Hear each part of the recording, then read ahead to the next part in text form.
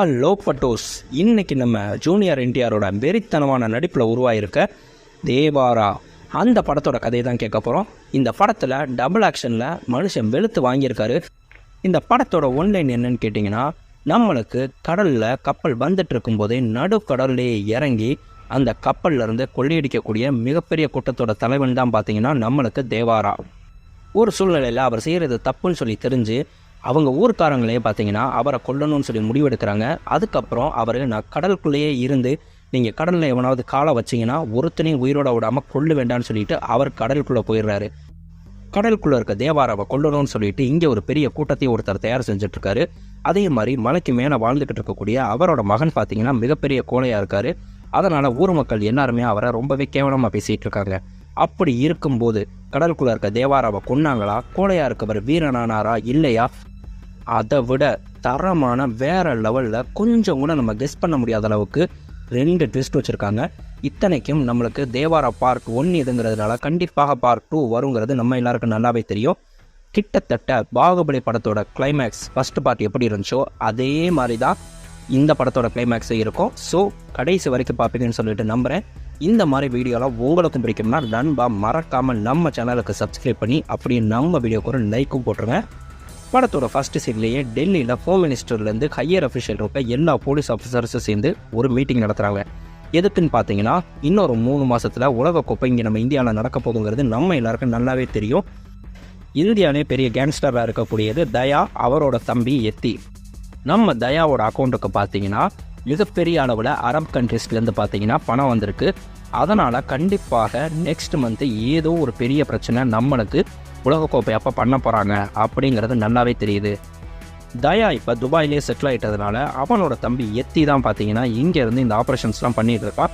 அவனை எப்படியாவது பிடிக்கணும்னா அதில் இருக்க நம்ம போலீஸ் ஆஃபீஸர் சொல்கிறாரு, சார் 2-3 தடவை அவனை பிடிக்க போனேன், ஹையர் அஃபிஷியல்கிட்ட இந்த ப்ரெஷர் வந்ததுனால என்னால் பிடிக்க முடியலன்னா நம்மளுக்குள்ளே இப்போ சண்டை போட நேரம் கிடையாது, அவனை எப்படியாவது பிடிச்சாகணும், அந்த எத்தி எங்கே இருக்கான்னு கண்டுபிடிங்க அப்படின்னு சொல்கிறாங்க. நம்மளுக்கு எத்தி எங்கே இருக்கான்னு கண்டுபிடிக்க முடியணும்னா அவனோட கையான ஒருத்தர் இருப்பான், அவனை எப்படியாவது பிடிக்கணும்னு அவனை பிடிச்சி அடித்து விசாரிக்கிறாங்க. அப்போ தான் அவங்களுக்கு உண்மை தெரியுது. 3 மாதத்துக்கு முன்னாடி ரத்னகிரிங்கிற ஒரு ஊருக்கு போயிருக்காரு. அந்த ஊரில் முருகன் அப்படின்னு சொல்லிட்டு ஒரு சின்ன ஸ்மக்லர் இருக்கார். கடலில் இருக்க சரக்கு எல்லாத்தையுமே எடுத்து கொடுக்கக்கூடிய ஆள். அந்த ஸ்மக்லரை பார்க்குறதுக்காக போனார். அதுக்கப்புறம் எங்களுக்கு எத்திக்கும் இடையில எந்த கான்டாக்ட் இல்லை அப்படிங்கிற விஷயத்த தெரியப்படுத்துகிறாங்க. அதனால் இவர் பார்த்தீங்கன்னா நேராக அங்கே ரத்னகிரிக்கு போகிறாரு. அங்கே இருக்க கமிஷனர் ஒருத்தர்கிட்டே போய் வீட்டில் போய் பார்க்குறாங்க. சார், எங்களுக்கு பெரிய அளவில் சரக்கு ஒன்று கப்பலில் வருது, அதை எங்களுக்கு கடல்லையே எடுத்து கொடுக்குற ஆள் இங்கே முருகன் சொல்லிட்டு கேள்விப்பட்டு வந்தோம். ஆனால் அந்த முருகை செத்து போயிட்டாரு அப்படின்னு சொல்லிட்டு இங்கே சொல்கிறாங்க. எங்களுக்கு அந்த சரக்கை இறக்கணும். கமிஷனர் சார் இதுக்கு நிறையாவே ஹெல்ப் பண்ணுவீங்கன்னு சொல்லிட்டு கேள்விப்பட்டேன். எவ்வளவு பணம் வேணாலும் வாங்கிக்கோ, ஆனால் எங்களுக்கு அந்த சரக்கை இறக்கி கொடுக்கணும். நம்மளுக்கு அந்த கமிஷனர் சொல்கிறாரு, நல்லா கேட்டுக்காங்க, சரக்கு கடல்லேருந்து இறக்குறது முருகனும் கிடையாது, நானும் கிடையாது. அங்கே தெரியுது பார்த்தீங்களா தூரத்தில் மலை உச்சி, அந்த மலை உச்சிக்கு மேலே 4 கிராமம் இருக்குது. அந்த 4 கிராமமும் ஒன்றா சேர்ந்து செங்கடல் அப்படின்னு சொல்லிட்டு சொல்லுவாங்க. அங்கே இருக்க ஆட்க தான் பார்த்தீங்கன்னா எங்களுக்கு இது எல்லாமே செஞ்சு கொடுக்குறது.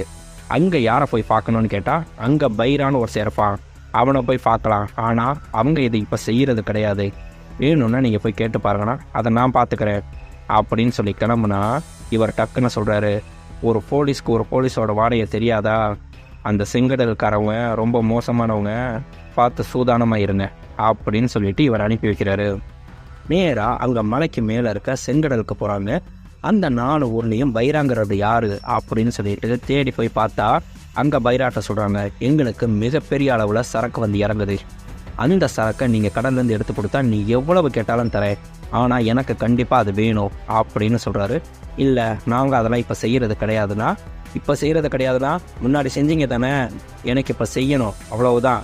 இல்லை, அறுத்து போட்டால் கூட கேட்குறதுக்கு நாதி இல்லாமல் மலையில் வாழ்ந்துட்டுருக்கீங்க, நீங்களாம் உயிரோடு இருக்கீங்களா செத்தீங்களான்னு கூட எவனும் கண்டுபிடிக்க முடியாது, ரத்தம் காமிச்சிட்டு போயிட்டே இருப்பேன்னு சொன்னால் பொறுமையாக உட்காந்துட்டு இருந்த பைரவா எந்திரிச்சு ஒரே எத்து அந்த போலீஸ் ஆஃபீஸரை 50 பேர் அடிச்சு, போடா யாருக்கிட்ட வந்து ரத்தம் காமிச்சிருவேங்கிற, நாங்கள் யாருன்னு தெரியாமல் நின்று பேசிகிட்டு இருக்கியா, ரத்தத்திலே குளிச்சவங்கடா நாங்கள், கிளம்புடா அப்படின்னு மிரட்டி விட்டுறாங்க. நம்மளுக்கு அப்படியே கரையோரமாக நின்று இவங்க எல்லாரும் யோசிக்கிறாங்க, கண்டிப்பாக எத்தி இங்கே வந்திருக்கான், அவன் எங்கே இருக்கான் என்ன பண்ணுறாங்கிறது இந்த பைராக்கு தெரிஞ்சிருக்கும், எப்படியாவது நம்ம கண்டுபிடிக்கணும் அப்படின்னு சொல்லி பேசிகிட்டு இருந்தா அங்கே மண்டபத்தில் நம்ம பிரகாஷ்ராஜ் உட்காந்துருக்காரு. என்ன கடல்லேருந்து சரக்கு இறக்க வந்தீங்களா அப்படின்னு கேட்டா, ஆமாம் உன்னால் முடியுமா, எவ்வளோ கேட்டாலும் தரேன் அப்படின்னு சொன்ன உடனே என் கூட வாங்க அப்படின்னு போட்டில் ஏற்றிட்டு அவர் கூட்டிகிட்டு போகிறாரு. உன் பேர் என்னன்னு கேட்டால், என் பேர் செங்கப்பா அப்படின்னு பேசிகிட்டு இருக்கும்போதே அவர் கையில் இருக்க மோதிரத்தை இவர் உத்து பார்க்குறத பார்த்தோன்னே, என்ன இந்த மோதிரம் வேணுமா, ரொம்ப காஸ்ட்லியான வைர மோதிரம் இதா அப்படின்னு கழட்டி கையில் கொடுத்துட்டு, இந்த சரக்கை மட்டும் நீ இறக்கி கொடு, இந்த மாதிரி ஏகப்பட்ட மோதிரம் நீயே போடுற அளவுக்கு உனக்கு நான் தர்றேன் அப்படின்னு சொல்லிட்டு இருக்கும்போது டக்குன்னு அந்த மோதிரத்தை கடலுக்குள்ளே தூக்கி எறிஞ்சிடறாரு. ஏய் லூசாடா நீன்னு அந்த கமிஷனரு டபக்குன்னு தண்ணிக்குள்ளே குதிச்சா உள்ளே நம்மளுக்கு போகிறாரு. உள்ளே ஃபுல்லாக பார்த்தீங்கன்னா ஈட்டியில் வரிசையாக கடலுக்குள்ளே பொணமாக குத்தி கிடக்கு எலும்பு கூட தெரியுது. அந்த எலும்பு கூட சுற்றி சுற்றி பார்த்த உடனே மிரண்டு போய் பதறி போய் வேகமாக அந்த போட்டில் ஏறாரு. போட்ஸ் இறச்சா, சார் என்ன சார் ஆச்சுன்னா, நான் கடலுக்குள்ளே என்ன பார்த்தேன்னு சொன்னால் நீங்களாம் நம்ப மாட்டீங்க, கடல் ஃபுல்லாக பொணமாக இருக்கியா செய்யுதியா, யோ கண்ணை மூடனாலே எனக்கு அதுதான் ஞாபகம் வருது, உண்மையை சொல்லு கடலுக்குள்ளே இருக்கிறதெல்லாம் யார் அப்படின்னு நம்ம பிரகாஷ்ராஜிட்ட கேட்டால் அவர் ஃப்ளாஷ்பேக் சொல்ல ஆரம்பிக்கிறாரு. வெள்ளக்காரன் காலத்துக்கு முன்னாடியிலிருந்து இந்த மலையில் இருக்கவங்க மிகப்பெரிய வீரர்களாக வாழ்ந்துட்டு இருந்தாங்க. உசுரை பற்றி கொஞ்சம் கூட பயப்படாதவங்க.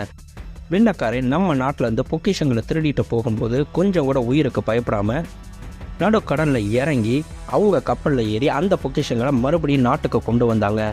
அங்கே எதிரிகளோட ரத்தம் இந்த கடலில் கலந்து கடலை சிகப்பாக மாறும். அதனால தான் இந்த கடலுக்கு செங்கடல்னே பேர் வந்துச்சு. ஆனால் வெள்ளக்காரன் போனதுக்கப்புறம் இவங்களோட தேவை இந்த மக்களுக்கு குறைஞ்சி போச்சு. அதனால் தொழிலுக்கு என்ன பண்ணுறதுனே தெரியாமல் வாழ்ந்துட்டு இருக்கும்போது இவங்களை ஒரு சில பேர் பயன்படுத்திக்கிட்டாங்க அப்படின்னு சொல்லி காமிக்கிறாங்க. அது வேறு யாரும் கிடையாது, அந்த காமிச்ச கமிஷனரும் நம்மளுக்கு முருகன்கிறவரும். கடலுக்குள்ளே கொள்ளையடிக்க அனுப்புனதுக்காக என்ன பண்ணுறாங்க எப்போ வருவாங்கன்னு சொல்லிட்டு வெயிட் பண்ணிட்டு இருந்தா அங்கே கடலுக்குள்ளே போயிருக்கிறது தேவாரா. நீ ஏன் கவலைப்படுற, இங்கே அப்படியே நம்மளுக்கு கடலில் காமிச்சா நடு கடல்லேருந்து அப்படியே ஜம்ப் பண்ணி நம்ம சுறா விஜய் மாதிரியே வெளியே வராரு.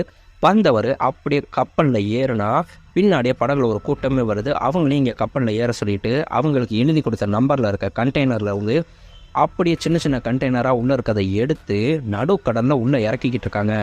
இறக்கிக்கிட்டு இருக்கப்ப திடீர்னு வெரிஃபிகேஷனுக்காக அங்கே கப்பலில் ஆஃபீஸர்ஸ் வந்தால் அவங்களுக்கு தெரியாமல் அப்படியே மொத்த சரக்கு இறக்குனா எல்லாரும் இறங்கிட்டாங்க. ஆஃபீஸர்ஸ்லேருந்து தப்பிச்சு கரெக்டாக மீதி இருக்கிறது 2 பேர், நம்ம தேவாராவும் அவரோட ஃப்ரெண்டு பைராவும் தான். தேவாரா இருக்கிறது ஒரு 10 ஆஃபீஸர்ஸ் தான், நம்ம 2 பேரும் சேர்ந்து அவங்கள முடிச்சுட்டு இங்கேருந்து குதிச்சிருவோம், ஒன்றும் பிரச்சனை இல்லைன்னு சொன்னால் டக்குன்னு யோசிக்காமல் தேவாரா வேகமாக ஓடி வந்து பைராவை இழுத்துட்டு அப்படியே கடலுக்குள்ளே குதிச்சிடுறாரு. ஏன்னா அவருக்கு கொள்ளையடிக்கிறதுல பிரச்சனை இல்லை, தேவையில்லாமல் அந்த ஆஃபீஸர்ஸை கொள்றதுல இவருக்கு விருப்பம் கிடையாது.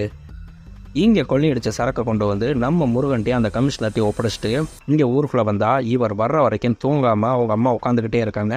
ஏம்மா இன்னையார் வரைக்கும் முடிச்சுக்கிட்டே இருக்கேன்னா அவங்க ஒன்று பாவம் போல சொல்கிறாங்க, உங்கள் தாத்தா இறந்ததையும் நான் பார்த்துட்டேன், உங்கள் அப்பா இறந்ததையும் நான் பார்த்துருக்கேன், நீ சாகிறத நான் பார்க்க விரும்பலடா, அதனால் ஒவ்வொரு நாளும் நீ வர்ற வரைக்கும் நான் காத்திருந்து உன்னை பார்த்துட்டு தாண்டா போவேன். அடுத்து நம்ம தேவாரோட ஒய்ஃப்கிட்ட கேட்குறாரு, பையனும் பொண்ணு சாப்பிட்டு தூங்கிட்டாங்கன்னா நீங்கள் வராமல் என்றைக்கு அவங்க சாப்பிட்டு தூங்கியிருக்காங்க, உங்களை பார்த்துட்டு உங்கள் கூட தானே சாப்பிடுவாங்க, வாங்கன்னு சொன்னால் நம்ம தேவாரா மேலே 4 ஊர்க்காரங்களுமே ரொம்ப அதிகப்படியான பயம் கலந்த பாசம் வச்சுருக்காங்க. அதே மாதிரி அந்த ஊரில் இருக்க ஒரு பையனை இவர் தான் படிக்க வச்சிட்ருக்காரு. அவங்க அம்மா கேட்குறாங்க, அப்பா இவன் அவங்க அப்பா மாதிரியே உங்கள் கூட கடல் கொள்ளைக்கு வரணும்னு சொல்லி ஆசைப்பட்டா, ஆனால் நீ தான் என் ஆசைக்காக அவனை படிக்க வச்சேன்னு சொல்லி சொன்னோம்னா அது உங்கள் ஆசை மட்டும் இல்லைம்மா, இந்த ஊரோட ஆசைனே வைங்களேன். இவன் படித்து பெரிய ஆள் ஆகிட்டான் அப்படின்னா அப்படியே ஒவ்வொருத்தவங்களாம் படித்து பெரிய ஆள் ஆகிடுவாங்க, அதுக்காகத்தான் நான் இவ்வளோ ஆசைப்பட்றேன் அப்படின்னு சொல்கிறாரு. நம்மளுக்கு 4 ஊருக்கும் 4 தலைவர்கள் இருக்காங்க. தேவாரா, பைரா, அப்புறம் நம்ம கலையரசர், இன்னொருத்தர் மாரியப்பன் ஒருத்தர். 4 பேருக்குமே 3 பசங்க இருக்காங்க. மாரியப்பனுக்கு மட்டும் பொண்ணு. எல்லாரும் பார்த்து பேசிகிட்டு இருக்காங்க. இந்த வருஷம் திருவிழா அப்போ பார்த்தீங்கன்னா எனக்கு போட்டியில் கண்டிப்பாக தேவாரா தான் ஜெயிப்பார் அப்படின்னு மாரியப்பன் சொல்லலாம். நம்ம பைராவோட பையன் சொல்கிறாரு, இந்த வருஷம் எங்கள் அப்பா தான் ஜெயிப்பார், அந்த ஆயுதங்களை கொண்டு வந்து எங்கள் ஊரில் தான் வைப்போம் அப்படின்றாங்க. 4 ஊருக்கு இடையில போட்டி நடக்கும்போது அவங்க ஆயுதங்களை தான் சாமியாக கும்பிட்றாங்க. அந்த சாமி எங்கே இருக்கணும் அப்படிங்கிறத போட்டியில் ஜெயிக்கிறவங்க தான் முடிவு பண்ணணும். அதுதான் அந்த போட்டி. இந்த வருஷம் கரெக்டாக யாரா ஜெயிப்பான்னு பார்ப்போன்னா இங்கேயே அதை முடிவு பண்ணிடுவோன்னு சொல்லிட்டு நம்ம மாரியப்பனோட பொண்ணு, டேய் நீ இறங்குடா அப்படின்னு நம்ம தேவாரோட பையன் வராவையும் அங்கே இருக்க பைராவோட பையன் 2 பேரையும் மோத விட்டா நம்ம பைராவோட பையன் அட்டின்னு அடித்து நம்ம வராவை மூஞ்சி மோரெல்லாம் கிழிச்சு விட்டுறாரு. ஏண்டா உங்கள் அப்பா எவ்வளோ பலசாலியாக இருப்பார், நீ ஏண்டா இப்படி இருக்க அப்படின்றாங்க. அன்னைக்கு திருவிழா நேரம் ஆகுது. நம்மளுக்கு தேவாரா சொல்கிறாரு, வருஷம் இப்படி போட்டி போட்டு இது பண்ணுறத விட ஒவ்வொரு வருஷமும் ஒவ்வொரு ஊர்லன்னு சொல்லிட்டு 4 ஊர்லேயும் மாற்றி மாற்றி வச்சுக்கலாம்ல அப்படின்னா நம்ம பைரா சொல்கிறாரு, இத்தனை வருஷமாக ஒவ்வொரு ஊரில் தானே இருந்துச்சு, இப்போயும் இந்த முடிவு எடுக்கிற, எதுவாக இருந்தாலும் போட்டி வச்சு ஜெயிச்சு அதுக்கப்புறம் நீ முடிவு எடுத்துக்கோ. இல்லைப்பா, சண்டேனா என்னன்னே தெரியாமல் மாரியப்பை ஊரில் எல்லாரும் அமைதியாக வாழ்கிறாங்க, அவங்க ஊருக்கு இந்த ஆயுதம் போகாமையே இருக்குன்னா இந்த தடவை நீ ஜெயிச்சு வேணா அந்த மாரியப்பை ஊருக்கு கொடு அப்படின்னு சொன்னோம்னா களத்தில் இறங்குறாங்க. வரிசையாக 3 ஊர்க்காரங்களையும் நம்ம பைரா ஜெயிச்சிடறாரு. கடைசியாக நம்ம தேவாரா இறங்கினா 2 பேருக்கு இடையில பயங்கரமான சண்டை. ராத்திரி திருவிழா அப்போ ஆரம்பித்த சண்டை விடிய நடக்குது. கரெக்டாக விடிஞ்சதுக்கப்புறம் தான் பார்த்தீங்கன்னா சண்டையே முடியுது. நம்ம தேவாரா ஜெயிச்சிடுறாரு. ஜெயிச்சுட்டு நம்மளுக்கு மாரியப்பை ஊருக்கு இந்த ஆயுதத்தை எடுத்துகிட்டு போங்க அப்படின்னு சொல்லிடுறாங்க. அன்னைக்கு ராத்திரி நம்ம தேவாரா தூங்கிட்டு இருக்கும்போது பார்த்தீங்கன்னா அப்படியே கொடூரமாக இவர் ஒரு 30-40 பேரை கொன்று அந்த இடமே ரத்த காடாயிருது. கடலே செங்கடலாக மாறுற மாதிரி காமிக்கிறாங்க. திட்டுக்குன்னு இவர் பயந்து போய் எந்திரிச்சு அந்த ஊரில் ஒரு பூசாரியம்மா இருக்காங்க, அவங்ககிட்ட வந்து சொல்கிறாரு, அம்மா கடலே செங்கடலான மாதிரி பார்த்தேன், அதுக்கு காரணம் நாங்கிற மாதிரியே என் கண்ணில் பட்டுச்சு அப்படின்னா இனி வர்ற காலங்கள் உனக்கு சரியாதாக இருக்காது தேவாரா, நீ நம்ம ஆளுக்கு அப்படின்னு சொல்லி நினச்சிட்டு இருக்கவங்களாம் நம்ம ஆளுக்கு கிடையாது, பார்த்து பத்திரமாயிரு அப்படின்னு சொல்லி அனுப்புகிறாங்க. நம்மளுக்கு இவர் ஒரு பையனை படிக்க வச்சுட்டு இருந்தார் இல்லையா, அந்த பையன் வந்துட்டு இருந்த பஸ்ஸுக்கு பாம்பு வச்சு அங்கே இருக்க எல்லாருமே சுட்டு கொன்று அந்த பையன் இறந்துட்டான். ஊருக்கு அந்த பையனை கொண்டு வந்து அப்படியே எல்லாரும் அழுதுட்டு இருந்தா. அவங்க அம்மா காலில் விழுந்து அழுகிறாங்க, தேவாரா அவன் ஆசைப்பட்ட மாதிரி உன் கூட அனுப்பியிருந்தா கூட இந்நேரம் உயிரோடு இருந்திருப்பான், ஏன் ஆசைக்காக அவனை படிக்க அனுப்பி இப்படி கொண்டுட்டேனே அப்படின்னு சொல்லிட்டு அழுகிறாங்க. இவருக்கும் பார்த்தீங்கன்னா கொஞ்சம் கூட மனசே சரியில்லாமல் இருக்கும்போது மறுபடியும் இவங்க ஊர்க்கூட்டம் கூட்டுறாங்க. வேற ஒன்றும் இல்லை, நம்ம முருகனும் அந்த கமிஷனரும் தான் அங்கே வராங்க. இந்த தடவை பார்த்தீங்க அப்படின்னு சொல்லி சொன்னோம்னா மிகப்பெரிய அளவில் சரக்கு வருது, ரொம்ப அதிகப்படியான மதிப்புள்ள சரக்கு. இந்த சரக்கை எடுத்து கொடுத்தீங்கன்னா உங்களுக்கு டபுள் மடங்கு பேமெண்ட்டே நான் தர்றேன் அப்படின்னு சொல்லி சொன்னோம்னா நம்ம தேவாரா சொல்கிறாரு, கோஸ்டல் கார்ட்ஸோட ரோந்து பணி இப்போ அதிகமாயிருச்சு, போன தடவையே ஜஸ்ட் மிஸ்ஸில் நாங்கள் தப்பிச்சிட்டோம், இதை கொஞ்ச நாளைக்கு நிறுத்தி வச்சாதான் நல்லாயிருக்கும் அப்படின்னு சொன்னால், தேவாரா நீயா பேசுகிற அப்படின்னு நம்ம கமிஷனர் கேட்குறாரு. நீயே பயந்தா எப்படின்னு கேட்டால் இது பயம் கிடையாது, கவனம். நம்ம பைரா கேட்குறாரு, ஏன் இத்தனை வருஷமாக ஆபத்துன்னு தெரிஞ்சு தானே செஞ்சோம், இப்போ என்ன புதுசானா, வேற ஒன்றும் இல்லை, நம்மளில் யாராவது ஒருத்தர் இல்லைன்னா அவங்கள இன்னொருத்தர் பாதுகாத்துடலாம், மொத்தமாக யாருமே இல்லைன்னா யார் மற்றவங்கள பார்த்துக்கிறது, கொஞ்சமாவது யோசி அப்படின்னு சொல்லும்போது நம்ம கலையரசன் டக்குன்னு சொல்கிறாரு, அப்போ நீ இரு, இந்த 3 ஊர்க்காரங்களும் போய் பார்த்துக்குறோம், நீ இருந்தால் எங்கள் 3 ஊர்க்காரங்களையும் நல்லா பார்த்துக்குவேனே, நீ பார்த்துக்கோ அப்படின்னு சொல்லிட்டு கோவமாக இங்கேருந்து கிளம்பிடுறாங்க. நம்மளுக்கு எல்லாரும் போயிட்டா மாரியப்பன் மட்டும் தேவாராட்ட சொல்கிறாங்க, தேவரா நீ போகலைனாலும் இவங்க எல்லாரும் கண்டிப்பாக கடலுக்குள்ளே போவாங்க, ஆனால் நீ கூட போனேன்னா இவங்க எல்லாரும் பாதுகாப்பாக திரும்பி ஊருக்காவது வருவாங்க, கொஞ்சம் புரிஞ்சுக்க தேவரா அப்படின்னு சொன்னோம்னா சரின்னு சொல்லிட்டு அவர் அங்கே கடலுக்குள்ளே போகிறாரு. அதே மாதிரி கரெக்டாக ஏறி அவங்க சரக்கு எல்லாத்தையும் எடுத்துகிட்டு, அவங்க சரக்கை எப்படி எடுத்துகிட்டு வருவாங்கன்னா சரக்கை கயிறை கட்டி தண்ணிக்குள்ளே போட்டுட்டு தண்ணிக்குள்ளேயே பார்த்தீங்கன்னா ஒரு 5-6 பேர் ஒவ்வொரு கண்டெய்னரையும் அப்படியே தூக்கிக்கிட்டே நடந்து வருவாங்க. நம்மளுக்கு அதே மாதிரி கப்பல்லேருந்து எடுத்துகிட்டு வந்துட்டு இருக்கும்போது பார்த்தீங்கன்னா கரெக்டாக ரோந்து படகு ஃபுல்லாக சுற்றி வளைச்சிருச்சு. அதில் இருக்கிறது வேற யாரும் இல்லை, நம்ம நரேன் தான். என் நேரத்தில் எங்கே போயிட்டு வரீங்க அப்படின்னு கேட்டால், மீன் பிடிக்கலான்னு போனோம் சார், மீன் எது பெருசாக மாட்டலை, கிளம்ப வேண்டிய நேரம் ஆயிடுச்சு, நீங்களும் கிளம்புங்க, இல்லைன்னு சொல்லி சொன்னால் சுழலில் மாட்டி சாக வேண்டியது வரும் அப்படின்னு தேவாரா சொன்னால் அவர் அப்படியே பேச்சு கொடுத்துட்டே இருக்காரு. 10 நிமிஷத்துக்கு ஒரு தடவை தண்ணிக்குள்ளே இருக்கவங்க வெளியே வந்துட்டு வெளியே இருக்கவங்க தண்ணிக்குள்ளே போய் எப்பொழுதும் இடம் மாற்றுவாங்க. நின்றுக்கிட்டே ஒரே இடத்துல பேசிக்கிட்டே இருக்கிறதுனால தண்ணிக்குள்ளே இருக்கவங்களால மூச்சு பிடிக்க முடியாமல் அப்படியே வெளியே வந்தா, சார் இங்கே இன்னும் சில மீன்கள் இருக்குது சார் அப்படின்னு மொத்தமாக தூக்கிட்டு போய் அங்கே கப்பலில் அரெஸ்ட் பண்ணி உட்கார வச்சிடுறாங்க. நம்மளுக்கு இங்கே நரேன் சொல்கிறாரு, நீங்கள் பண்ணுறதெல்லாம் எனக்கு தெரியலன்னு சொல்லி நினச்சிங்களா, உங்கள் ஊரோட கதையை கேட்டு தாயா நான்லாம் வளர்ந்தேன், ஏன்னா இந்த கடலையே காத்த கடவுளியா உங்கள் ஊர் மக்கள், அவங்களோட கதையை கேட்டு இந்த கடலுக்கு பாதுகாப்பாக நம்மளும் இருக்கணுங்கிறதுக்காக தான் நான் இந்த வேலையிலே செஞ்சேன், ஏதோ சின்ன திருட்டு இந்த மாதிரி பண்ணிகிட்ருக்கீங்கன்னு சொல்லி நினச்சா நீங்கள் எடுத்துகிட்டு போகிறீங்களே சரக்கு, அதில் என்ன இருக்குது உள்ளன்னு சொல்லி தெரியுமா, அதனால் எத்தனை உயிர் சாகுதுன்னு சொல்லி தெரியுமா, உள்ளே இருக்கிறது பூரா துப்பாக்கி பாம்பு இந்த மாதிரி ஆயுதங்கள்யா, அந்த பாம்னால தான் உங்கள் ஊருக்காரனே போன வாரம் செத்து போனா, இந்த மாதிரி நித்த 1000 பேரை சாகடிக்கிறதுக்கு தாயா நீங்களாம் ஆயுதத்தை எடுத்துகிட்டு போகிறீங்க, உங்கள் முன்னோர்கள்லாம் இந்த கடலை காவல் காத்தாங்க அப்படிங்கிற கதை பொய்யா, இல்லை நீங்களாம் அவங்களுக்கு தான் பிறந்தீங்க அப்படிங்கிறது பொய்யானா அப்படியே நம்ம தேவாரா சார் பார்த்து பேசுங்கன்னா, என்னையா பார்த்து பேச சொல்கிறீங்க, உங்களெல்லாம் அந்தளவுக்கு நான் மரியாதையை நினச்சிட்ருக்கேன் செய்கிறேன் அப்படிங்கிறப்ப நம்மளுக்கு நரேனுக்கு ஒரு ஃபோன் வருது. என்னன்னு சொல்லி பார்த்தீங்கன்னா, சார் உங்களுக்கு பெண் குழந்தை பிறந்திருக்கா, வாக்கி டாக்கியில் இன்ஃபார்ம் பண்ணாங்கன்னா, ஆனால் இந்த மாதிரி மக்கள் இருக்க இடத்துல எனக்கு குழந்தை பிறந்தது கூட சந்தோஷமாக நினைக்க முடியல, இவங்களால் என் பெண் குழந்தை இறந்து போகிறதுக்கு வாய்ப்பு இருக்குல்ல அப்படின்னு சொல்லும்போது பார்த்தீங்கன்னா, அங்கே நம்ம பைரா கத்தி எடுத்துகிட்டு டக்குன்னு எதிர்பார்க்காத நேரத்தில் நம்ம நிறைய சரக்குன்னு வெட்டிடுறாரு. அப்படியே இவங்க கூட்டம் மொத்தமும் அங்கே இருக்க கோஸ்டல் கார்ட்ஸ் எல்லாத்தையுமே நம்மளுக்கு கப்பலில் வச்சு வெட்டி வீசினா என்ன நடக்குதுன்னே தெரியாமல் அப்படியே நம்ம பைரா நின்று பார்த்துக்கிட்டே இருக்காரு. என்ன பண்ணுறதுன்னு தெரியாமல் டக்குன்னு ஒவ்வொரு ஆளையும் வெட்டுறதை இவர் போய் தடுத்து இவர் ஆட்களே இவர் அடிக்கிறாரு. இவர் அடிக்கிறத பார்த்தோன்னே மாரியப்பன் மட்டும் இவருக்கு துணைக்கு போய் நம்ம தேவாரா மாதிரியே இவங்க ஆட்களையும் இவங்க தடுத்து கோஸ்டல் கார்ட்ஸை வெட்டாமல் தடுக்கிறாங்க. கடைசியாக நம்ம பைரா நிறைய வெட்ட போகும்போது பார்த்தீங்கன்னா ஜஸ்ட் மிஸ்ஸில் கழுத்தில் கத்தி வச்சு மரியாதையாக சொல்கிறேன் அப்படியே எல்லாத்தையும் நிப்பாட்டுங்க அப்படின்னு சொல்லிட்டு எல்லாரும் சரக்கு எடுத்துகிட்டு இவங்க ஆட்கள் ஃபுல்லாக கடலுக்குள்ளே மறுபடியும் குதிச்சிடுறாங்க. நம்ம தேவாரா மட்டும் நரேன்கிட்ட போய் சொல்கிறாரு, சார் உசுரை பிடிச்சி வச்சுக்க சார், போய் உன் பொம்பளை பிள்ளைய பாரு சார், உனக்கு நான் வாக்கு கொடுக்குறேன், இனி என் ஊர்க்காரங்க எவனோ கடலில் இப்படி ஆயுதங்களை எடுக்கிறதுக்காக இறங்க மாட்டாங்க, இது தேவாராவோட வாக்கு சார் அப்படின்னு சொல்லிட்டு அவர் அங்கே ஊருக்கு போகிறாரு. இங்கே முருகனும் அந்த கமிஷனரை வெயிட் பண்ணிட்டு இருந்தா நம்மளுக்கு பைரா எல்லாருமே சரக்கு எடுத்துகிட்டு வந்த உடனே சந்தோஷமாக சொல்கிறாரு, பரவாயில்லையே சரக்கு எடுத்துகிட்டு வந்துட்டீங்க தேவாரா இல்லாமையன்னு சொல்லும்போது பார்த்தீங்கன்னா தேவாரா பின்னாடி நடந்து வர்றதை பார்த்தா, ஓ தேவாரா நீயும் கூட தான் போனியா, பரவாயில்லப்பா அப்படின்னு சொன்னால் வந்த உடனே தேவாரா கேட்குறாரு, இந்த பெட்டிக்குள்ளே என்ன இருக்குது? நம்ம முருகன் டென்ஷன் ஆகிட்டு, தேவாரா நான் ஏற்கனவே சொல்லியிருக்கேன் உள்ளுக்குள்ளே என்ன இருக்குங்கிறத நீ கேட்கவே கூடாதுன்னு சொல்லிட்டு அப்படின்னு சொல்லும்போது நம்ம கமிஷனர் சொல்கிறாரு, ஆயுதங்கள் இருக்குது.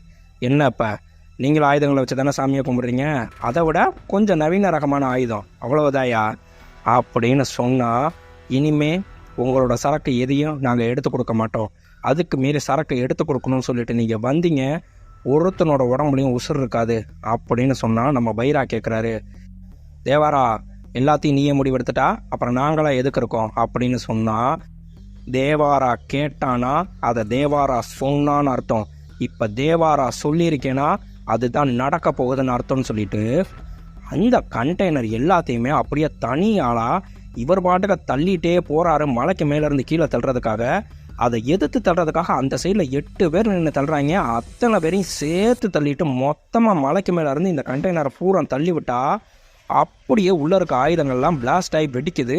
நம்ம முருகனை கமிஷனரும் மிரண்டு போயிடுறாங்க. சொல்லிட்டேன் இனி வந்தீங்க உடம்புல உசுர் இருக்காது அப்படின்னு சொல்லிட்டு இங்கே தேவாரா வந்துடுறாரு. ஆனால் இந்த ஊருக்காரங்க என்ன பண்ணுறதுன்னு சொல்லி தெரியாமல் பைராவோ அவங்க ஆட்களும் மறுபடியும் கடலுக்குள்ளே இறங்கலான்னு சொல்லி போனால், நம்ம தேவாரா இருந்து 50 பேரை வெட்டி வீசுறாரு. மீதி பேரெலாம் அடித்து விரட்டுறாரு. எவனும் என்னை மாரி கடலுக்குள்ளே இறங்கக்கூடாதுன்னு கடலுக்கே காவலாக நிற்கிறாரு. நம்ம தேவாரா மீதி பேரெல்லாம் கூப்பிட்டுட்டு போய் இனிமேல் மீன் பிடிக்கிற தொழில் மட்டும்தான் நம்ம பார்க்கணும், அதுலேயே நம்ம உழைச்சி சம்பாரிச்சுக்கலான்னு சொல்லும்போது நம்ம கலையரசனும் அவங்க கூட்டாளிகளும் பைராட்ட போய் கேட்குறாங்க, பைரா இது இப்படியே இருந்தால் நல்லால என்னதான் முடிவெடுக்க போகிற அப்படின்னு சொல்லும்போது எதிர்பாராமல் ஒரு சம்பவம் நடக்குது. என்னன்னு சொல்லி பார்த்தீங்கன்னா, நம்ம மாரியப்பனோட தங்கச்சி கண்ணு தெரியாதவங்க கடலில் விழுந்து தற்கொலை பண்ணிக்க போகிறாங்க. எதிர்பாராத விதமாக பைரா அங்கே பார்த்துட்டு அவங்கள காப்பாற்றி இங்கே கூட்டிகிட்டு வந்து விட்டா மாரியப்பன் அழுகிறாரு. ஏமா இப்படி பண்ண செஞ்சேன்னா, கண்ணு தெரியாத இந்த தங்கச்சிக்கு கல்யாணம் பண்ண நீ எவ்வளோ கஷ்டப்படுறேன்னு எனக்கு தெரியும் நான் சொல்லும்போது நம்ம பைரா டக்குன்னு யோசிச்சுட்டு, மாரியப்பா என் தம்பிக்கே உன் தங்கச்சியை கல்யாணம் பண்ணி வைக்கிறேன் சந்தோஷமா அப்படின்னு கேட்ட உடனே மாரியப்பனுக்கு அவ்வளோ சந்தோஷம். உண்மையாகத்தான் சொல்கிறேன்னா உண்மையாகத்தான் சொல்கிறேன், என் வீட்டு மக இவ நான் பார்த்துக்கிறேன் அப்படின்னு சொன்ன உடனே கல்யாணத்துக்கு உடனே ஏற்பாடு செய்ய தேவாராட்ட போய் சொல்லுன்னு சொல்லி அனுப்பிடுறாங்க. தேவாராட்ட வந்து சந்தோஷமாக சொல்கிறாரு, எனக்கு பைராவோட தம்பியவே பார்த்தேன்னா என் தங்கச்சிக்கு மாப்பிள்ளை கேட்ட வந்திருக்காங்க, நீ என்ன சொல்கிறேன்னு கேட்டால் இவ்வளோ ஒரு சந்தோஷமான விஷயம் வேறு எங்கே இருக்க போகுது, நீ கவலைப்படாத, அது ஏன் தங்கச்சி, யார் மேலே இருக்க கோவத்தையும் நான் பெருசாக எடுத்துக்க மாட்டேன், கண்டிப்பாக நான் முன்னாடி நின்று செய்ய வேண்டிய செய்முறையெல்லாம் நான் தானே செய்யணும் என் தங்கச்சிக்கு அப்படின்றாங்க. அவங்களுக்கு கலையரசனும் பைராவோட தம்பி எல்லாரும் இங்கே என்ன நடந்துட்டுருக்கு, நீ இப்போ கல்யாணம் ஏற்பாடு செய்கிற அப்படின்னு சண்டை போட்டால் அவன் மூஞ்சிலெல்லாம் முடிச்சுட்டு அங்கே வந்து என்னால் தாலி கட்ட முடியாது, நாங்களாம் கல்யாணத்துக்கு வரமாட்டோம்னு சொல்லி சொல்கிறாங்க. கூட பழகினவன் கடைசியாக ஒரு தடவை முகத்தை பார்க்குறதுக்காவது கல்யாணத்துக்கு வாங்கடா அப்படின்னா, என்னன்னே சொல்கிற நீனா, ஆமாம் இது வரைக்கும் தேவாரா இருக்கிற வரைக்கும் நம்மளால் அவனை எதிர்த்து எதுவும் செய்ய முடியாது, தேவாராவே இல்லாமல் போயிட்டா, அதனால் கல்யாணத்தில் வச்சு அவனை முடிக்கணும்னு சொல்லிட்டு முடிவு பண்ணிட்டேன், அதுக்கு என்ன பண்ணணுமோ எல்லா வேலையும் நான் பார்த்துட்டேன் அப்படின்னு சொல்லி சொல்கிறாங்க. கரெக்டாக அன்றைக்கி கல்யாணமும் நடக்குது. அவங்க தங்கச்சிக்கு அவ்வளோ சந்தோஷம், தேவாரா மேலே அவ்வளோ பாசம் அவங்களுக்கு. அன்றைக்கி கல்யாணத்தில் கூச்சிட்டு போய் எப்பொழுதும் போல் தேவாராவும் பிரகாஷ்ராஜன் தனியாக உட்காந்துருந்தா நம்மளுக்கு மாரியப்பனை விட்டு பேச விடுறாங்க. என்ன எல்லாரும் மூஞ்சி தூக்கிட்டு உட்காந்துருக்காங்க, இந்தா தேவாரம் மட்டும் தனியாக போய் உட்காந்துருக்கான் அப்படின்னு கலையரசன் சொன்னால் சரி இப்போ என்ன, நானும் உங்களோட சேர்ந்து வந்து உட்கார்றேன், எடுறா சரக்க அப்படின்னு அவருக்கு சரக்கை வரிசையாக ஊற்றி கொடுக்குறாங்க. ஏன்னா தேவாரா முழிச்சிருக்கும் போது அவனை எதுக்கிற பலம் இங்கே இருக்க யாருக்குமே கிடையாது. அவனை நல்லா போதையை போட்டு அவனை மயக்கமாக வச்சிட்டோம்னா அப்போ தான் அவனை கொல்ல முடியும்னு சொல்லிட்டு ஃபுல்லாக சரக்கை ஊற்றி கொடுக்குறாங்க.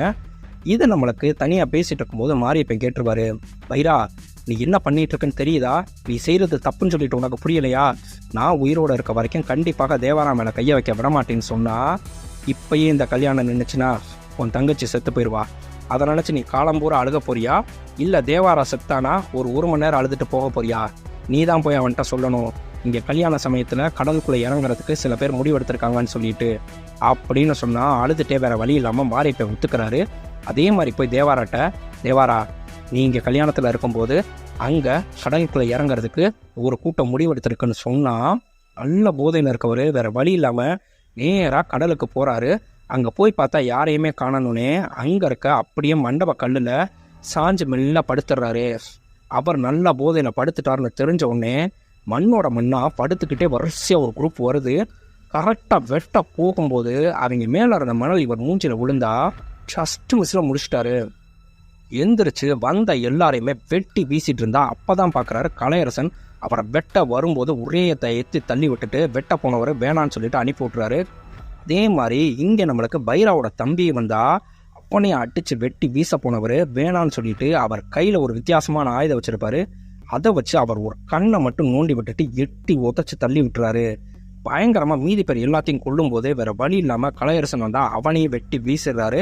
அப்படியே எல்லாரையுமே மொத்தமாக வெட்டி வீசினா இவர் கனவுல கண்ட மாதிரியே அந்த கடலே அப்படியே ரத்தமாகுது. அந்த ரத்தத்தில் அப்படியே உட்காந்து யோசிச்சுக்கிட்டு இருக்காரு. மறுநாள் கரெக்டாக விடிஞ்சிருச்சு. ஊர் பைரவா மக்கள் எல்லாருமே அங்கே வந்து பார்த்தா அங்கே பொணமாக குஞ்சு கிடக்கிறத பார்த்துட்டு எல்லாரும் மிரண்டு போயிடுறாங்க. நம்மளுக்கு பைராவோட தம்பி மட்டும் அங்கே உசுருக்கு போராடிட்டு இருக்காரு. ஏன்னா அவர் கண்ணை மட்டும் தோண்டி விட்டதுனால.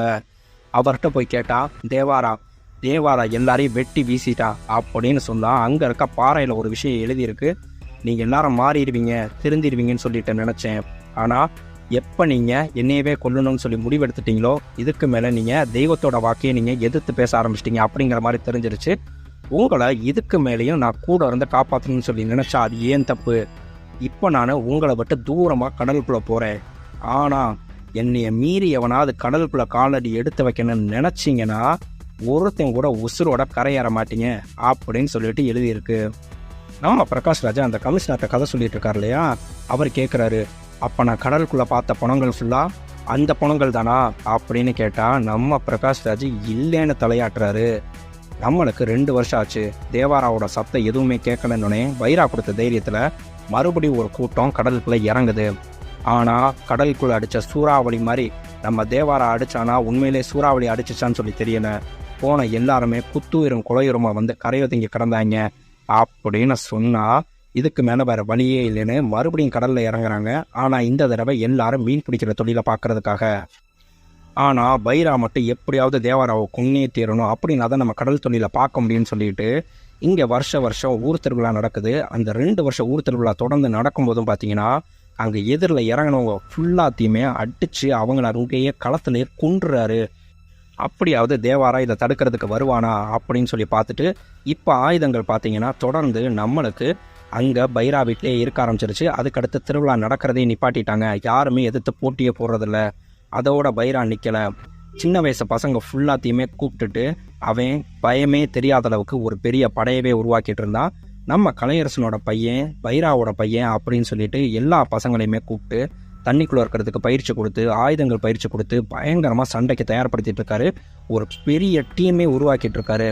எப்படியாவது தேவாராவை கொன்னே தீரணும், தேவாரா தான் உங்கள் முதல் எதிரி, யாரோட சண்டை போட்டாலும் சரி தேவாராவை மனசில் நினச்சிட்டு அடிக்கணும் அப்படிங்கிற அளவுக்கு அவங்க மனசில் தேவாராவை ஒரு வில்லை மாதிரி வெறியேற்றி வச்சுட்ருக்காரு. 12 வருஷம் ஆயிடுச்சு. இப்போ எல்லா பசங்களுமே நம்மளுக்கு யங்ஸ்டேஜாக வளர்ந்துட்டாங்க. நம்ம கலையரசனோட பையன் பார்த்தீங்கன்னா மாதம் ஒரு தடவை நம்ம தேவாரா வீட்டுக்கு போய் அவங்க அம்மாவை பார்த்துட்டு வருவார். அதுக்கு காரணம் என்னன்னா அவங்க அம்மா செத்தா கண்டிப்பாக தேவாரா வருவான், அப்படி வந்தால் அவனை கொல்லணும்னு சொல்லிட்டு குலவெறியோடு இருக்கார். அதே மாதிரி நம்ம மாரியப்பனோட மக நம்ம தங்காவை காட்டுறாங்க. அவங்க பார்த்தீங்கன்னா இப்போ வளர்ந்து பெரிய ஹீரோயின் ஆகிட்டாங்க. நம்ம தங்கா தேவாரா மாதிரி ஒரு வீரனைத்தான் நான் கல்யாணம் பண்ணிக்குவேன் அப்படின்னு ஊரில் இருக்க எந்த ஆம்பளம் அந்த அளவுக்கு வீரமாக இருக்கணும் அவனை தான் கல்யாணம் பண்ணிக்குவேங்கிறாங்க. ஏன் தேவாராவோட பையனா அவனா பயந்தாங்குழி, அவனை பற்றி எனக்கு சின்ன வயசுலேருந்தே தெரியும், அவனை பற்றி பேசவே பேசாதீங்கன்னு சொல்லும்போது நம்மளுக்கு வராவை காட்டுறாங்க. அப்படியே ஒரு சுறாவை கட்டி இழுத்துட்டு அப்படியே கடலுக்குள்ளேருந்து வெளியே வராரு. அவங்க அப்பா சின்ன வயசில் மீசை முளைக்கிறதுக்கு முன்னாடியே ஒரு சுறாவை கொன்று கரையில் இழுத்துட்டு வந்து போட்டிருப்பாரு. அதே மாதிரி இப்போ வராவும் ஒரு சுறாவை கொன்று இழுத்துட்டு வந்திருக்கான் அப்படின்னு அவரோட ஃப்ரெண்ட்ஸ்லாம் கத்துனா ஊருக்காரங்களாம் அப்படியே கையை கட்டிட்டு நின்று பார்க்குறாங்க. என்ன நம்ப முடியலையா எப்படி கொன்னேன்னு சொல்லிட்டு சுறாவோட ரெக்கையை உடச்சி அதோட பல்லை பிடுங்கி அது உடம்ப கிழிச்சு பொண்ணுண்டா அப்படின்னா ஊருக்காரங்க எந்த ரியாக்ஷன் கொடுக்காம அப்படியே அமைதியாக பார்த்தா, என்ன நீங்களாம் சந்தேகமாக பார்க்குறத பார்த்தா நான் ஏதோ கரையில் செத்து கிடந்த சுறாவை இழுத்துட்டு வந்து இங்கே போட்ட மாதிரிலாம் இருக்குது அப்படின்னு சொன்ன செகண்டுக்கு அதான பார்த்தோம் அப்படின்னு எல்லாரும் கிளம்பி போயிட்டாங்க. அவங்களுக்கு வராவோட ஃப்ரெண்ட்ஸை திட்டுறாங்க. டேய் உன்னை யாரா வாயை விட சொன்னானா பின்னாடா அவங்க போகிற என்னை சந்தேகமாகவே பார்க்குறாங்கன்னா நீயே வாயை விட்டு தாண்டா மாட்டிக்கிற. நம்மளுக்கு தேவாராவோட ஊர் மக்கள் ஃபுல்லாகவே பார்த்தீங்கன்னா அவங்க சாமியாக கும்பிட்ற ஆயுதங்கள் இவங்க ஊருக்கு வராததுனால ஊரே சாபம் பிடிச்ச மாதிரி கிடக்கு அப்படின்னு சொன்னால் ஏன் இப்படி நினைக்கிறீங்க சரிங்கண்ணா அங்கே உள்ள ஊர் மக்கள்லாம் வராவை அப்படியே முறைச்சி பார்த்துட்டு போகிறாங்க.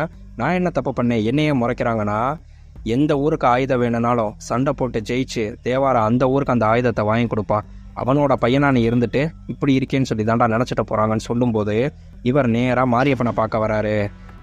அங்கே வரும்போதே பார்த்தீங்கன்னா நம்ம ஹீரோயின் தங்காக்கு இவர் சுறாவை கொன்று இழுத்துட்டு வந்தானா அப்படின்னு சொன்ன உடனே என் ஆம்பளை சிங்கம் நீ சுறாவையை கொன்று இழுத்துட்டு வந்துட்டியா, எனக்கு தெரியாதா தேவாராவோட ரத்தம் சும்மா சோட போயிருமா செய்யுமா, நீ தாண்டா நான் கட்டிக்க போகிற ஆம்பளை அப்படின்னு சொல்லிட்டு கரெக்டாக இவர் மாரியப்பனை பார்த்து பேச போகிறாருன்னா என்ன விஷயமா பேச வந்திருக்கேன்னா திருவிழாவை பற்றி பேச வந்திருக்கேன்னு சொன்ன உடனே பார்த்தியா திருவிழாவை பற்றி பேச வந்திருக்கான், களத்தில் இறங்க போகிறான், ஆயுதங்களையும் எடுக்க போகிறான் அப்படின்னு சொல்லி பெருமையாக பேசிகிட்டு இருந்தா நம்ம மாரியப்பன் கேட்குறாரு, ஏண்டா திருவிழாவில் இறங்கி சண்டை போட போறியா நீ அப்படின்னு கேட்டால், ஐயா மாமா நீங்கள் வேற அதெல்லாம் எனக்கு ஆவாத பேச்சு, நீங்கள் வேற நம்ம போய் பைராட்டை கேட்டு பார்ப்போம், இந்த ஒரு வருஷம் மட்டுமாவது ஆயுதம் எங்ககிட்ட இருக்கட்டும் அப்படின்னு சொல்லிட்டு அதுக்காகத்தான் மாமா உங்ககிட்ட பேச வந்தேன்னா அதை கேட்டு நம்ம தங்கா மயக்கமே போட்டுறாங்க.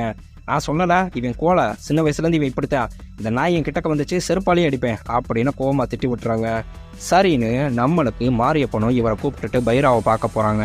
பைராவை பார்க்க போனால் அங்கே பைரா சொல்கிறாரு, தேவாராவோட பையன் நீ என்கிட்ட கெஞ்சி கேட்டுட்ருக்க, சரி ஊர் முன்னாடி நான் ஒரு கோலை என் ஊரில் எந்த ஆம்பளைக்குமே தைரியம் கிடையாது அப்படின்னு சொல்லு, நான் இந்த ஆயுதத்தை கொண்டு வந்து உங்கள் ஊருக்கே கொடுத்துட்டு வரேன் அப்படின்னு சொன்னால் இவர் அப்படியே கண்ணு கலங்கிட்டு அங்கேருந்து கிளம்பிடுறாரு. கரெக்டாக திருவிழா நாள் வந்துருச்சு.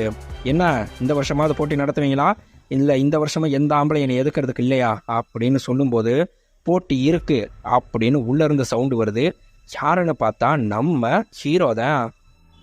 என்னங்கடா இந்த பயந்தாங்குழி போட்டிக்கு கூப்பிட்றான்னு சொல்லிட்டு சரி போட்டி ஆரம்பிங்கன்னு சொன்னால் எல்லாரும் எதிர்பார்த்துட்டு இருக்காங்க. இவன் பயந்தாங்குழியாச்சு இவன் என்னடா பண்ண போகிறான்னா நம்மளுக்கு அப்படியே தப்பிச்சு ஓடிட்டு டக்குன்னு அங்கே இருக்க மணல் புழுதியை கிளப்பி விடுறாரு. அந்த புழுதியில் இவர் எங்கே இருக்காருன்னு தெரியாதப்ப கண்ட மணிக்கு அடித்து தூக்கி வீசிடுறாரு. இவன் எப்படா இந்த அளவுக்கு அடித்தான் அப்படின்னு காமிச்சா அங்கே இருக்க அவர் ஃப்ரெண்டுகிட்ட என்ன ஓகேவா அப்படின்னு கேட்டால் அவங்க இவங்க குடிக்கிற தண்ணியில் பூரா மயக்க மருந்தை கலந்து அந்த பைல்வானுக்கு கொடுத்துருவாங்க. ஒவ்வொருத்தவனா இறங்குறா எல்லாரையுமே இவர் அடித்து பறக்க விடுறாரு. ஏன்னா எல்லாருக்கும் மயக்க மருந்தை கொடுத்துருப்பாங்க. அடி வாங்குறவர் அந்த மயக்க மருந்து வேலை செய்ய ஆரம்பித்து அவனுக்கு அப்படியே கண்ணு மங்குறத பார்த்தோன்னே இதாண்டா நேரன்னு மண்ணை குழச்சி விட்டுட்டு அந்த புழுதிக்குள்ளேயே இவங்களை அடித்து பறக்க விட்டுறாரு. இவங்க ஊருக்கும் ஆயுதம் வந்துருச்சு. மறுநாள் நம்ம பைரா செம்ம டென்ஷனாக அங்கே மாரியப்பனை வர சொல்கிறாரு. மாரியப்பா நடந்தது தெரியுமா, எல்லாருக்கும் மயக்க மருந்தை கொடுத்து அடிச்சிருக்கான், நீ சொல்லு அவனை என்ன பண்ணலான்னு சொல்லிட்டு அப்படின்னு கேட்டால் நம்ம மாரியப்ப சொல்கிறாரு, நீங்கள் அவன் கண்ணில் பயத்தை மட்டும்தான் பார்த்தீங்க, ஆனால் அவன் அடித்த அடியில் இருந்த வேகத்தை தான் நான் அவன்கிட்ட பார்த்தேன். அவன் தேவாராவோட ரத்தம் அவன் பலம் என்னன்னு அவனுக்கே தெரியலை, அதை அப்படியே விடுறது தான் நல்லது. ஏற்கனவே கடலுக்குள்ளே ஒரு தேவாரா இருக்கான், அது போதும் பைரா, மலைக்கு மேலேயே ஒரு தேவாராவை உருவாக்கி விட்டுறாத. நீங்கள் சொன்ன மாதிரி மயக்க மருந்து கொடுத்து தான் அவன் அடிச்சிருந்தானா மயக்கம் தெளிஞ்சு 2 மணி நேரத்தில் இவங்க எந்திரிச்சிருக்கணும். இப்போ வரைக்கும் அடி வாங்கின எவனுமே எந்திரிக்கலை, நீ கொஞ்சம் புரிஞ்சுக்க பைரா அப்படின்னு அங்கேருந்து கிளம்பிடுறாரு. நம்மளுக்கு இங்கே ஒரு பெரிய படையவே உருவாக்கி வச்சிருக்காருல பைரா, அவர் போய் முருகன்ட்ட சொல்றாரு, கடலுக்குள்ளே இறங்குறதுக்கு ஆட்களை தயாராக வச்சுருக்கேன், நீ இப்போ சரக்கு வருதுன்னா சொல்லு, அங்கே போய் உன் சரக்கு எடுத்துகிட்டு வரோம்னா அப்போ தேவாரா அப்படின்னு கேட்டால் உன் சரக்கோட சேர்த்து தேவாராவோட தலையும் எடுத்துகிட்டு வர்றதுக்கு தான் நான் இங்கே ஆட்களை ரெடி பண்ணியிருக்கேன் அப்படின்னு சொன்னால் நம்ம முருகன் சொல்கிறாரு, என்னால் அப்படிலாம் ரிஸ்க் எடுக்க முடியாது. நீ தேவாராவை கொன்னுட்டேங்கிற செய்தியை சொல்லு, அதுக்கப்புறம் சரக்கை நான் இறக்க சொல்கிறேன் அப்படின்னு சொன்னோம்னா எப்படியாவது தேவாராவை வர வைக்கணும், வர வச்சு கொல்லணும்னு சொல்லிட்டு ஊர் ஃபுல்லாக ஒரு புரளையை கிளப்பி விடுறாரு. நம்மளுக்கு தேவாரா உயிரோடு இல்லை, தேவாரா செத்து போயிட்டான், ஏன்னா இத்தனை வருஷமாக அவனை யாருமே பார்க்கல செய்யலை அப்படின்னு சொல்லிட்டு பொருளையை கிளப்பி விட்டோம்னா அதை கேட்ட உடனே இங்கே தேவாராவோட அம்மாவுக்கு உடம்பு முடியாமல் போயிடுது. உடம்பு முடியாமல் போனோடனே கண்டிப்பாக தேவாரா இவங்களை பார்க்க இங்கே வருவான். அப்போ இவனை போட்டு சொல்லணுன்னு நம்மளுக்கு தேவாரா வீட்டை சுற்றி நம்மளுக்கு பைராவும் அவன் உருவாக்கி வச்சிருக்க படையும் அங்கே காத்துக்கிட்டு இருக்காங்க. ஆனால் எதிர்பார்க்காத விதமாக அங்கே உள்ளுக்குள்ளே நம்ம தேவாரா வராரு.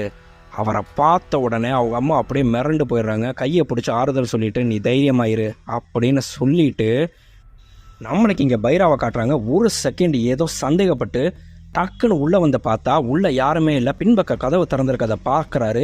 பின்பக்கம் வந்துட்டு போயிட்டானான்னு சொல்லி பார்த்தா அவங்க அம்மா அப்படியே தெளிஞ்சு உட்காந்துருக்கதை பார்த்தோன்னே, டேய் தேவாரா வந்துட்டு போயிட்டான்டா, அவனை தேடுங்கடா காடு ஃபுல்லாக அப்படின்னு சொன்னால் காட்டுக்குள்ளே கரெக்டாக தேடுறாங்க. தேடும்போது தேவாரா ஓடுறத கண்டுபிடிச்சிடுறாங்க. விட்டாமல் தேவாராவை 50 பேர் சேர்ந்து விரட்டுறாங்க. அப்புறம் மலையிலையும் காடலையும் தப்பிச்சு இருக்கவரை பூரா அடித்து தள்ளி விட்டுட்டு ஓடுறவர் ஜஸ்ட் மிஸ்ஸில் இவங்கள்ட்ட அவர் எஸ்கேப் ஆயிடுறாரு. நம்ம பைரா டென்ஷனாக கத்துறாரு, தேவாரா அப்படின்னு. நம்ம முருகே வராரு. எப்போ தேவாரா உங்களை பார்த்து பயந்து ஓடுனானோ அப்போயே அவன் பலம் இழந்துட்டாங்கிறது தெரியுது. இப்போ நான் சரக்கை இறக்க சொல்கிறேன், என்னைக்குன்னு சொல்லி சொல்கிறேன், நீங்கள் சரக்கை இறக்கி கொடுங்கன்னு சொல்லி சொன்னால் இங்கே பைரா அவங்க ஆட்கள் எல்லாத்தையுமே ரெடியாக இருங்க அப்படின்னு சொல்லி சொல்கிறாரு. ஆனால் இவங்க எதிர்பார்க்காத ஒரு விஷயம் நடந்திருக்கு. என்னன்னு சொல்லி பார்த்தீங்கன்னா நம்ம பைராவோட கை உடஞ்சிருக்கு. எப்படி பைராக்கு இப்படி ஆணுச்சுன்னா கண்டிப்பாக தேவாரா தான் இந்த வேலையை செஞ்சுருக்கணும். நம்மளுக்கு பைரா வராமல் இந்த கூட்டம் இறங்காதுங்கிறதுக்காக இப்படி செஞ்சுருப்பானா. நம்ம பைரா சொல்கிறாரு, இதை யார் செஞ்சான்னு எனக்கு தெரியும்டானு அப்படியே கலையரசனோட பையனை அப்படியே ஏற்றி நிப்பாட்டினா, ஆமாம் நான் தான் செஞ்சேன், இத்தனை வருஷமாக தேவாராவை கொல்லணும்னு சொல்லிட்டு நான் துடிச்சுக்கிட்டு இருக்கேன், நீ வந்தா நீ தான் அவனை கொல்லுவ, அப்படியெல்லாம் அவனை உன்கிட்ட விட முடியாது, நான் தான் அவனை கொல்லணும், அதுக்காக தான் நீ வர விடாமல் நான் செஞ்சேன், நீ நினைக்கிற மாதிரி அவன்கிட்ட எதுக்கு நின்று சண்டை போட்டலாம் ஜெயிக்கணும்னு அவசியமே இல்லைம்மா, இங்கே பாரு அப்படின்னு காட்டுறாரு. எல்லாருமே கை துப்பாக்கி வச்சுருக்காங்க. இதை வச்சு அவனை தூரத்தில் பார்த்த உடனே இங்கேருந்தே சுட்டு கொண்டுட்டு போயிட்டே இருப்போம், அதுக்காகத்தான் நாங்கள் அங்கே போகிறோம், நீ வர வேண்டாம் நாங்கள் பார்த்துக்குறோன்னு சொல்லிட்டு சொல்கிறாங்க. சும்மா இருக்காமல் நம்ம கலையரசனோட பையனை அவங்க ஆட்களும் நம்ம தேவாராவோட பொண்ணை காட்டுறாங்க. பொண்ணை மறித்து வம்பிழுப்பாங்க. அவங்க அப்படியே வீட்டில் வந்து சொல்லிட்டு அழுகிறாங்க. என்னாச்சு அப்படின்னு கேட்டால், ஏய் உன் வீட்டில் தான் ஆம்பளைங்க யாரும் இல்லைல்ல, இன்றைக்கி ராத்திரியே உன் வீட்டுக்கு வரோம், உன்னையும் உங்கள் அம்மாவையும் சேர்த்து தூக்கிட்டு போய் வச்சு செய்ய போகிறோம் அப்படின்னு சொன்னால் நம்மளுக்கு தேவாராவோட அம்மா சொல்கிறாங்க, தேவாராவோட வீட்டு பொண்ணுங்க மேலே கையை வைக்கிற அளவுக்கு எந்த ஆம்பளை இன்னும் பிறக்கலை, அப்படி பிறந்திருந்தானா தேவாரா அவனை சும்மா விட மாட்டான், நீ பேசாமல் இரு அப்படின்னு சொன்னால் இங்கே நம்மளுக்கு வராவை காமிக்கிறாங்க. வராக்கு சும்மாவே அவங்க அப்பா தேவாராவை பிடிக்காது. ஏன்னா உன் புருஷன் இப்படி சொல்லாமல் ஊருக்குள்ளே போய் ஒளிஞ்சிருக்கான்ல, செய்கிறான்ல, இவன் உயிரோட இருக்கானா செத்துட்டானு கூட தெரியாது, இந்தா இத்தனை வருஷம் கழிச்சு இப்போ வரைக்கும் வந்து பார்த்துட்டு போயிருக்கேன், அவங்க அம்மாவை தானே பார்த்துட்டு போனான், உன்னைய பார்த்துட்டு போனானா செஞ்சானா அப்படின்னு சொல்லி எப்பயுமே திட்டுவார். அதே மாதிரி இவர் கோழையாக இருக்கிறதுனால அவங்க தங்கச்சி இவர்கிட்ட சொல்லாமல் அவங்க அம்மாட்ட சொல்லி அழுதா. அதை கேட்டுட்டு கண்ணு கலங்கின நம்ம வரா அப்படியே நேராக இங்கே கூட்டத்துக்கு வராரு. அவங்க பூரா தண்ணி அடிச்சுட்டு வந்தா, என்னடா பயந்தாங்குழி இங்கே வந்திருக்க, எங்களை நேரில் பார்க்க கூட தைரியம் இல்லாமல் அன்னைக்கு மயக்க மருந்த கலந்து தான் நான் 50 பேரையும் அடித்தேன் அப்படின்னு சொன்னால் அவர் கையில் இருக்க சரக்கை வாங்கி மட்டன்னு குடிக்கிறாரு. நான் ஒத்துக்கிறேன் உங்களை அடிக்கிற அளவுக்கு எனக்கு தைரியம் இல்லைன்னு சொல்லிட்டு, ஆனால் என் தங்கச்சியை நீ பேசுனது தப்பு, நான் குடித்த இந்த சரக்கு எனக்கு தைரியத்தை கொடுக்குதான்னு சொல்லி பார்ப்போம் அப்படின்னு சொல்லிட்டு அங்கே இருக்கவங்க 50 பேரையும் அடித்து பறக்க விடுறாரு. பறக்க விட்டுட்டு இங்கே வந்தால் நம்மளுக்கு பிரகாஷ்ராஜை கூப்பிட்டு கேட்குறாரு மறுநாள் காலையில், டேய் நேற்று என்னடா பண்ணின அப்படின்னு சொன்னால், அது வேற ஒன்றும் இல்லைம்மா, நம்ம தங்கச்சிட்ட தப்பாக பேசினேங்களா, வேறு வழி இல்லாமல் போதையில் அவங்கள அடிச்சிட்டேம்மா, என்ன நடந்துச்சுன்னு எனக்கு தெரியாதுன்னா, நீ அடித்ததில் ஒருத்தர் செத்தே போயிட்டான்டானா, ஐயோ மாமா வாய்ப்பே கிடையாது, நான் அடிச்சலாம் இவனை சாக மாட்டான்னு சொன்னால் அங்கே இருக்க ஊர் மக்கள்லாம் சொல்கிறாங்க, உனக்கு தைரியம் இல்லைனாலும் நீ தேவாராவோட ரத்தம், அவனோட பலம் உனக்குள்ளே இருக்கத்தாண்டா செய்யுது, நீ தாண்டா அவனை அடித்து கொண்டிருக்க, இப்பயும் சொல்லு, பைராவோட ஆள்க ஃபுல்லாக ஊரோட கிளம்பி வராங்கன்னா நீ ஊன்னு சொல்ல வரா, நாங்கள் நிற்கிறோம், அவங்க பூராத்தி வெட்டி சரிச்சிருவோம்னா, ஏய் சும்மா இருக்கடா நீங்கள் வேற அப்படின்னு நேராக இங்கே பைரா வீட்டுக்கு வராரு. பைரா வீட்டுக்கு வந்துட்டு காலில் விழுந்து கெஞ்சுறாரு. பைரா, உனக்கு தெரியாத பைரா, நான் போய் அவங்களை அடித்தேன், நான் அடித்தேன், அவங்க செத்து போயிட்டாங்க, நீயும் நம்புறியா செய்கிறியா, நான் கோவத்தில் அடித்தது உண்மைதான் அப்படின்னு சொல்லிட்டு சொன்னா, சரி அங்கே ஊர்க்காரங்கெல்லாம் பிழைக்கணும் அப்படின்னு சொல்லி சொன்னால், நான் சொல்கிறத நீ கேளு, நீ தேவாரா பக்கம் இல்லை, நீ எங்கள் ஆளுக்கதான்னு சொல்லி ஒத்துக்கிறதுக்காக நாளைக்கு என் பசங்க ஃபுல்லாக கடலில் இறங்குறாங்க, நீயும் அவங்களோட சேர்ந்து கடலில் இறங்கணும், அப்படின்னா தான் ஊர் மக்களாக நான் எதுவும் செய்ய மாட்டேன் அப்படின்னு சொல்கிறாரு. இவரும் யோசிச்சுக்கிட்டு சரி பைரா நான் ஒத்துக்கிறேன் அப்படின்னு சொல்லிட்டு ஒத்துக்கிறாரு. நம்மளுக்கு இவர் இங்கே கிளம்புனதுக்கப்புறம் பைராவோட ஆள் கேட்குறாரு, நம்மளாலேயே அடித்து கொண்டிருக்கா, இந்த பயந்தாங்களுக்கு எதுக்கு நீ கடலுக்குள்ளே வேறு அனுப்புகிற அப்படின்னு சொன்னால், நம்மளால் கொன்னது இவன் கிடையாது, நான் தான் கொன்னேன், இவனை எப்படியாவது பயந்துட்டு என் காலடியில் வந்து விழ வைக்கணும் அப்படிங்கிறதுக்காக தான் அப்படி செஞ்சேன். இப்போ இவனையும் சேர்த்து நான் கடலுக்குள்ளே அனுப்புவேன், அங்கே தேவாரா வந்தால் கண்டிப்பாக இவனையும் கொள்ளுவானாங்கிறது தான், இல்லையா தேவாராவோட சேர்த்து இவனையும் கடலுக்குள்ளேயே கொள்றதுக்கு நம்மள்கிட்ட சொல்லியிருக்கேன், எல்லா பிரச்சனையும் ஒன்றா முடிஞ்சு போயிடும் அப்படின்றாரு.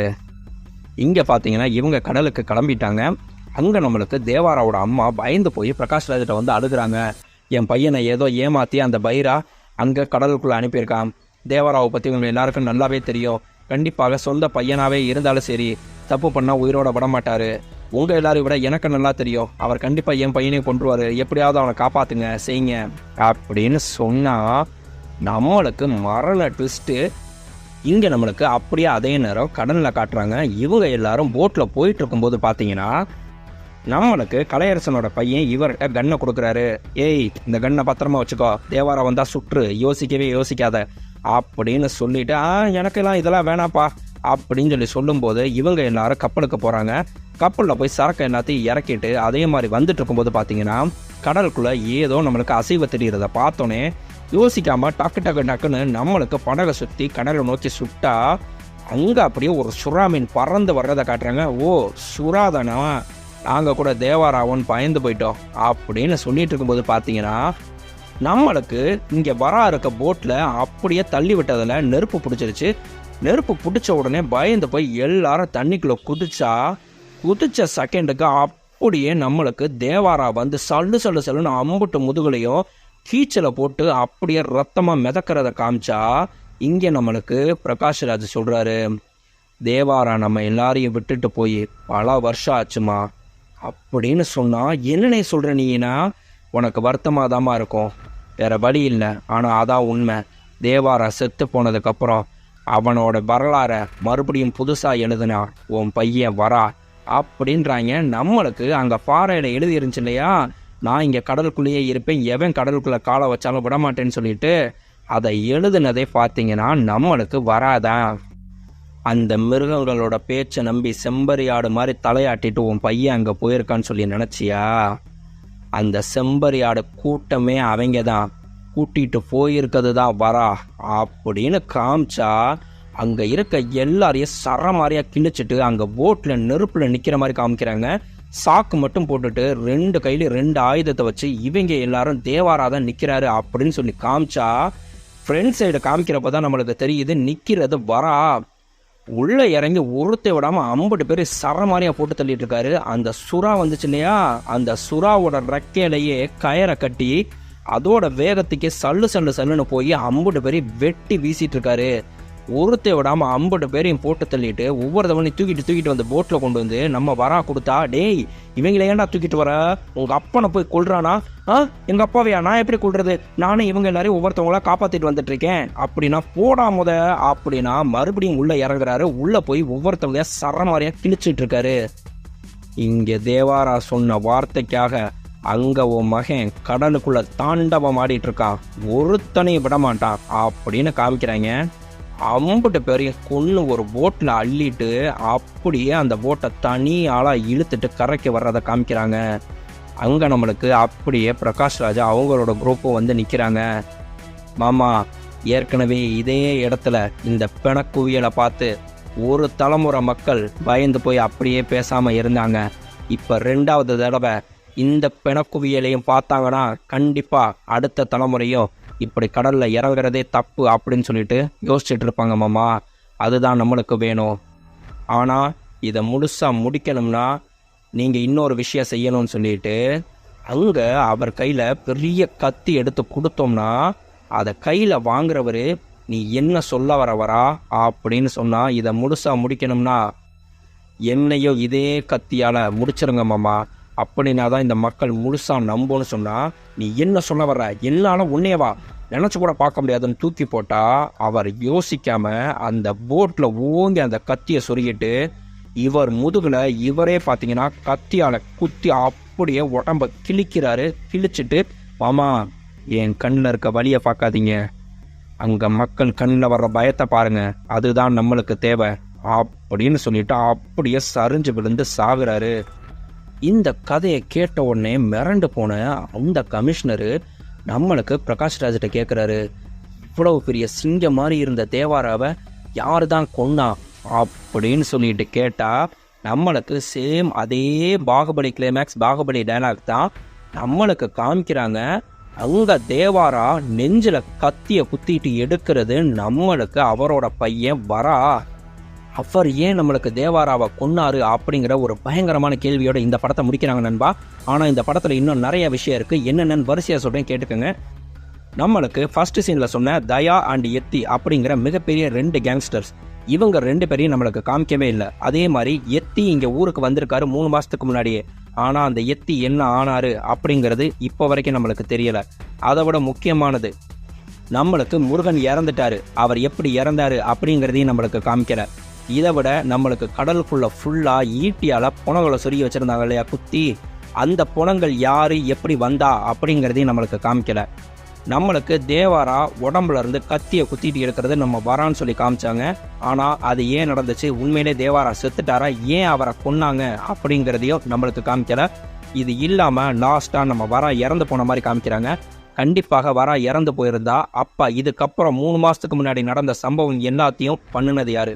3 மாதத்துக்கு முன்னாடி எத்தி வந்தபோது ஏதோ ஒரு பெரிய சம்பவம் இங்கே நடந்திருக்கு, அதை யார் பண்ணா, எப்படி நடந்துச்சு, இது எல்லாமே இந்த படத்தில் இருக்க சஸ்பென்ஸ் நண்பா. இது எல்லாத்தையுமே நம்மளுக்கு பார்ட் 2ல் தான் ஓப்பன் பண்ணுவாங்கன்னு நினைக்கிறேன் நண்பா. இந்த படமும் நம்ம கொடுத்த விளக்கமும் உங்களுக்கு பிடிச்சிருந்துச்சுன்னா மறக்காமல் நம்ம சேனலுக்கு சப்ஸ்கிரைப் பண்ணி அப்படி நம்ம வீடியோக்கு ஒரு லைக்கும் போட்டுங்க நண்பா. மறுபடியும் அடுத்து ஒரு நல்ல வீடியோவில் உங்களை நான் சந்திக்கிறேன். பாய் பட்டோஸ்.